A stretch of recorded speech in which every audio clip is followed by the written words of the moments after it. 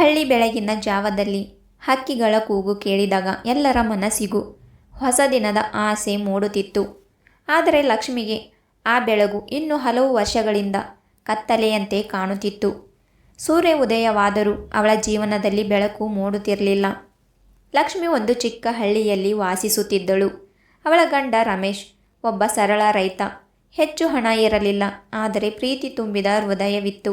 ನೀನು ನನ್ನ ಜೊತೆ ಇದ್ದರೆ ಸಾಕು ಲಕ್ಷ್ಮಿ, ನನ್ನ ದಿನ ಸಂಪೂರ್ಣವಾಗುತ್ತದೆ ಎಂದು ರಮೇಶ್ ಆಗಾಗ ಹೇಳುತ್ತಿದ್ದನು. ಅವರ ಜೀವನ ಸರಳವಾಗಿತ್ತು, ಆದರೆ ಸಂತೋಷದಿಂದ ತುಂಬಿತ್ತು. ಒಂದು ಪುಟ್ಟ ಮನೆ, 2 ಎಕರೆ ಜಮೀನು ಮತ್ತು 7 ವರ್ಷದ ಮಗಳು ಕಾವ್ಯ, ಇದೇ ಅವರ ಪ್ರಪಂಚ ಇತ್ತು. ಕಾವ್ಯ ತಂದೆಯ ಮುದ್ದಿನ ಮಗಳು. ಪ್ರತಿದಿನ ಶಾಲೆಗೆ ಹೋಗುವ ಮುನ್ನ, ಅಪ್ಪ, ಸಂಜೆ ನನಗೆ ಜಿಲೇಬಿ ತರುತ್ತೀಯಾ ಎಂದು ಕೇಳುತ್ತಿದ್ದಳು. ರಮೇಶ್ ನಗುತ್ತಾ, ನನ್ನ ರಾಜಕುಮಾರಿಗೆ ಜಿಲೇಬಿ ಇಲ್ಲದೆ ಹೇಗೆ ಎಂದು ಹೇಳುತ್ತಿದ್ದ. ಆ ನಗು, ಆ ಪ್ರೀತಿ, ಆ ಶಾಂತಿ ಎಲ್ಲವೂ ಒಂದು ದಿನದಲ್ಲಿ ಕೊನೆಗೊಂಡಿತ್ತು. ಆ ದಿನ ಮಳೆ ತುಂಬ ಸುರಿಯುತ್ತಿತ್ತು. ರಮೇಶ್ ಹೊಲಕ್ಕೆ ಹೋಗಿದ್ದ. ಹೋಗಬೇಡ, ಇಂದು ಹವಾಮಾನ ಸರಿಯಿಲ್ಲ ಎಂದು ಲಕ್ಷ್ಮಿ ಹೇಳಿದಳು. ಬೆಳೆ ನೋಡಬೇಕು ಲಕ್ಷ್ಮಿ, ಬೇಗ ಬಂದು ಬಿಡುತ್ತೇನೆ ಎಂದು ಹೊರಟ. ಆದರೆ ಅವನು ಮರಳಿ ಬಂದದ್ದು ಜೀವಂತವಾಗಿ ಅಲ್ಲ. ಹೊಲದ ಬಳಿ ವಿದ್ಯುತ್ ತಂತಿ ತುಂಡಾಗಿ ಬಿದ್ದಿತ್ತು. ಅದನ್ನು ಗಮನಿಸದೆ ರಮೇಶ್ ಅದಕ್ಕೆ ತಲುಗಿದ್ದ. ಜನರು ಆಸ್ಪತ್ರೆಗೆ ಕರೆದೊಯ್ದರೂ ಪ್ರಯೋಜನವಾಗಲಿಲ್ಲ. ರಮೇಶ್ ಇಲ್ಲ ಎಂಬ ಮಾತು ಲಕ್ಷ್ಮಿಯ ಕಿವಿಗೆ ಬಿದ್ದ ಕ್ಷಣ ಅವಳ ಲೋಕವೇ ಕುಸಿದು ಬಿದ್ದಿತ್ತು. ಇಲ್ಲ ಇಲ್ಲ, ನನ್ನ ರಮೇಶ್ ಹೀಗೆ ಹೋಗುವುದಿಲ್ಲ ಎಂದು ಅವಳು ಅಳುತ್ತಾ ನೆಲಕ್ಕೆ ಬಿದ್ದಳು. ಕಾವ್ಯ ಏನೂ ಅರ್ಥವಾಗದೆ, ಅಮ್ಮ, ಅಪ್ಪ ಯಾವಾಗ ಬರುತ್ತಾರೆ ಎಂದು ಕೇಳಿದಾಗ ಲಕ್ಷ್ಮಿಯ ಹೃದಯವೇ ಚೂರು ಚೂರಾಯಿತು. ಅಂತ್ಯಕ್ರಿಯೆಯ ದಿನ ಹಳ್ಳಿಯ ಎಲ್ಲರೂ ಬಂದಿದ್ದರು. ಕೆಲವರು ನಿಜವಾದ ದುಃಖದಿಂದ, ಕೆಲವರು ಕೇವಲ ನೋಡಲು. ಆ ದಿನದಿಂದ ಲಕ್ಷ್ಮಿಯ ಜೀವನ ಬದಲಾಗತೊಡಗಿತ್ತು. ಮೊದಲಿಗೆ ಅವಳ ಕಣ್ಣೀರನ್ನು ಒರೆಸಿದವರು, ನಂತರ ಅವಳನ್ನು ನೋಡಿದ ದೃಷ್ಟಿ ಬದಲಾಯಿಸಿತ್ತು. ವಿಧವೆ ಹೆಂಗಸು, ಜಾಗ್ರತೆ ಇರಬೇಕು. ಇನ್ನು ಇವಳು ಒಬ್ಬಳೇ ಇದ್ದಾಳೆ, ಯಾರ ಜೊತೆ ಮಾತನಾಡುತ್ತಾಳೋ ಗಮನಿಸಬೇಕು. ಈ ಮಾತುಗಳು ಅವಳ ಕಿವಿಗೆ ಬಾಣದಂತೆ ತಗುಲುತ್ತಿದ್ದವು. ನಿನ್ನೆವರೆಗೆ ಸೊಸೆ ಎಂದು ಪ್ರೀತಿಯಿಂದ ಕರೆಯುತ್ತಿದ್ದವರೇ ಇಂದು ಅನುಮಾನದಿಂದ ನೋಡುತ್ತಿದ್ದರು. ಲಕ್ಷ್ಮಿ ಒಮ್ಮೆ ದೇವಸ್ಥಾನಕ್ಕೆ ಹೋಗಿದ್ದಳು. ದೇವರ ಮುಂದೆ ನಿಂತು ಕಣ್ಣೀರು ಹಾಕುತ್ತಿದ್ದಳು. ಆಗ ಹತ್ತಿರ ನಿಂತಿದ್ದ ಒಬ್ಬಳು ಹೆಂಗಸು ಇನ್ನೊಬ್ಬಳಿಗೆ ನಿಧಾನವಾಗಿ ಹೇಳಿದಳು, ಗಂಡ ಸತ್ತ ಮೇಲೆ ದೇವಸ್ಥಾನಕ್ಕೆ ಹೆಚ್ಚು ಬರುತ್ತಾಳೆ. ಯಾರ ಕಣ್ಣು ಯಾರ ಮೇಲೆ ಬೀಳುತ್ತದೋ ಗೊತ್ತಿಲ್ಲ. ಲಕ್ಷ್ಮಿ ಕೇಳಿದಳು. ಆ ಮಾತು ಅವಳ ಆತ್ಮವನ್ನೇ ನೋಯಿಸಿತ್ತು. ಅವಳು ಮನೆಗೆ ಬಂದು ಕನ್ನಡಿಯ ಮುಂದೆ ನಿಂತಳು. ತನ್ನ ಮುಖ ನೋಡಿಕೊಂಡಳು. ನಾನು ಏನು ತಪ್ಪು ಮಾಡಿದ್ದೇನೆ? ಗಂಡ ಸತ್ತದ್ದು ನನ್ನ ತಪ್ಪೇನಾ ಎಂದು ತನ್ನನ್ನೇ ಕೇಳಿಕೊಂಡಳು. ಆದರೆ ಉತ್ತರ ಇರಲಿಲ್ಲ. ಸಮಾಜದ ಕಣ್ಣುಗಳು ಅವಳನ್ನು ಅಪರಾಧಿಯಂತೆ ನೋಡುತ್ತಿದ್ದವು. ಒಮ್ಮೆ ಹೊಲದ ದಾಖಲೆಯ ಕೆಲಸಕ್ಕಾಗಿ ತಾಲೂಕು ಕಚೇರಿಗೆ ಹೋಗಬೇಕಾಯಿತು. ಅಲ್ಲಿ ಕೆಲಸ ಮಾಡುವ ಒಬ್ಬ ಅಧಿಕಾರಿ ಅವಳನ್ನು ವಿಚಿತ್ರವಾಗಿ ನೋಡಿದ್ದ. ನಿಮಗೆ ಸಹಾಯ ಮಾಡುತ್ತೇನೆ, ಆದರೆ ನೀವು ಒಮ್ಮೆ ಒಬ್ಬಳೇ ಭೇಟಿ ಮಾಡಿ ಎಂದು ಅಸಹ್ಯ ನಗೆಯೊಂದಿಗೆ ಹೇಳಿದ್ದ. ಲಕ್ಷ್ಮಿಯ ಕೈಗಳು ನಡುಗಿದವು. ನನಗೆ ನನ್ನ ಹಕ್ಕು ಬೇಕು ಸರ್, ದಯೆ ಬೇಡ ಎಂದು ಕಣ್ಣೀರನ್ನು ನಿಗ್ರಹಿಸಿ ಹೊರಟಳು. ಬೀದಿಯಲ್ಲಿ ನಡೆಯುವಾಗಲೂ ಜನರ ಕಣ್ಣುಗಳು ಅವಳ ಮೇಲೆ. ಒಬ್ಬ ವಿಧವೆ ನಗಬಾರದು, ಒಬ್ಬ ವಿಧವೆ ಚೆನ್ನಾಗಿ ಉಡುಪು ಧರಿಸಬಾರದು, ಒಬ್ಬ ವಿಧವೆ ಹೊರಗೆ ಹೋಗಬಾರದು, ಒಬ್ಬ ವಿಧವೆ ಬದುಕಬಾರದು ಅಂತ ಸಮಾಜದ ಮೌನ ನಿಯಮ. ಒಂದು ದಿನ ಕಾವ್ಯ ಶಾಲೆಯಿಂದ ಅಳುತ್ತಾ ಮನೆಗೆ ಬಂದಳು.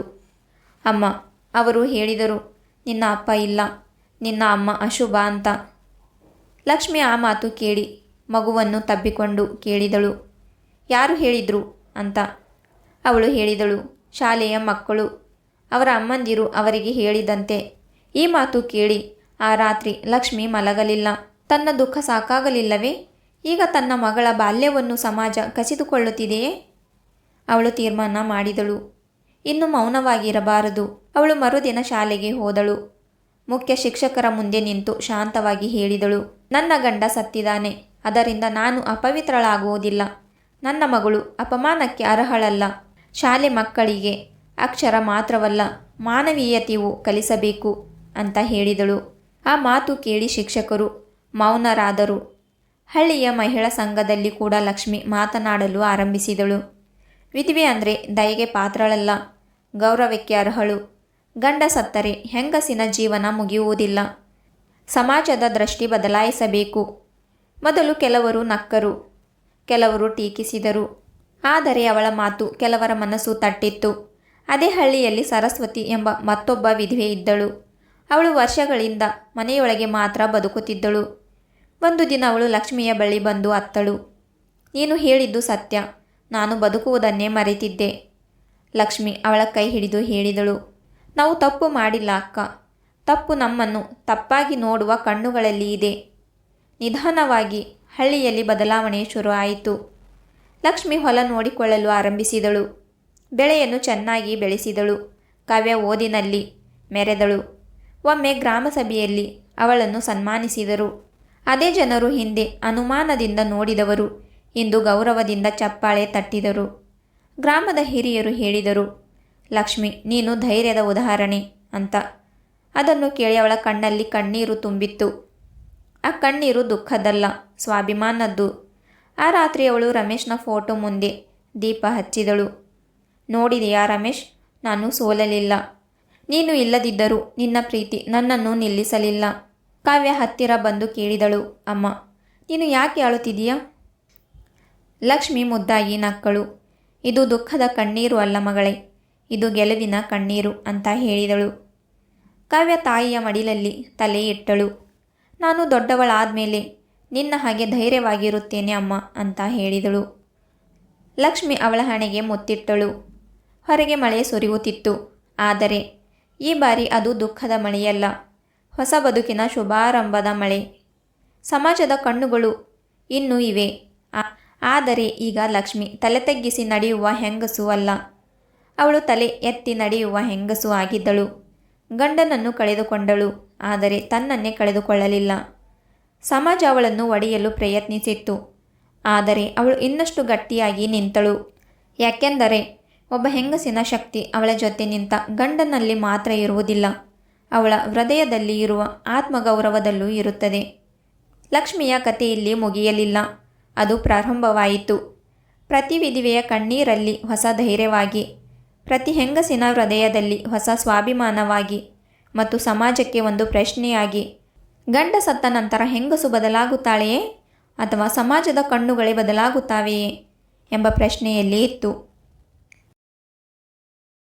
ಸ್ನೇಹಿತರೆ, ಕತೆ ಇಷ್ಟವಾದರೆ ಲೈಕ್, ಶೇರ್ ಆ್ಯಂಡ್ ಸಬ್ಸ್ಕ್ರೈಬ್ ಮಾಡಿ. ಮತ್ತೆ ಸಿಗೋಣ ಇನ್ನೊಂದು ಕಥೆಯಲ್ಲಿ.